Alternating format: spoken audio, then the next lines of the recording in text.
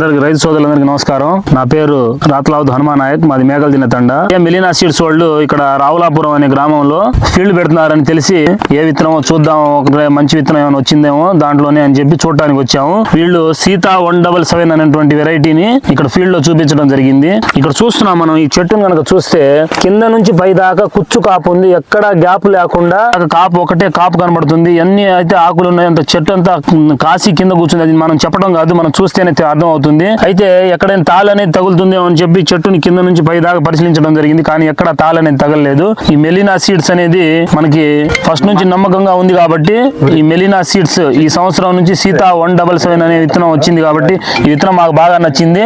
Next సంవత్సరం మేము ఖచ్చితంగా సీతా 177 అనే విత్తనాన్ని వేస్తాను. మీరు కాపు చూసుకోండి, ఎక్కడైనా సరే కింద ఏ సైజ్ ఉందో చెట్టుకి కొస వరకు కూడా బాగానే ఉంది. మరి మాకు చిన్న సందేహం ఉందన్నా, చెప్పండి. బరువు ఎట్లా బాగానే ఉందా? బరువు ఉన్న వాటి కాడికి చాలా బరువు ఉంటది. ఆల్రెడీ మార్కెట్ లో ముందు కోసిన ఆల్రెడీ వెళ్ళొచ్చారు, టాప్ రేట్ పడింది. బరువు వేరే వాటి కాడికి ఎక్కువే ఉంది. విత్తనాలు కూడా పెంచండి, కావాలంటే మీరు ఎక్కడ చూసుకోండి. బరువు మాత్రం చాలా బరువు. 10 మంది రైతులకు చెప్పి మా ఊరు నుంచి వచ్చిన రైతులందరం కూడా దీన్ని ఖచ్చితంగా వేస్తాం. చెప్పండి, దీనికి ఉన్న మీకు అడ్వాంటేజ్ బెనిఫిట్ ఏంటంటే ఎర్లీగా కాపు పడుద్ది, వేరే వాటి కాడికి ముందాడి కాపు పడుద్ది. కొన్ని ఏరియాల్లో నీళ్ళ ఎద్దడి ఉంటది, నీళ్ళ ఎద్దడి ఉన్న ఏరియాలో విత్తనం చాలా బాగుంటుందండి. ఈ సంవత్సరం అంటే కొంచెం ఎనర్జీకి వర్షాలు పడ్డాయి కాబట్టి కొన్ని ఇప్పుడు కూడా బోర్లు వస్తున్నాయి కాబట్టి ఇబ్బంది లేదు. గత ఇంత ముందు 10 సంవత్సరాల నుంచి అయితే మనకు ఆల్రెడీ డిసెంబర్ జనవరిలోనే ఆగిపోయాయి. అవునవును, అలాంటి టైంలో ఇదైతే చాలా బాగుంటది, తొందరగా కాపాడుద్ది. అన్నిటికాడికి ముందు కాపాడుద్ది.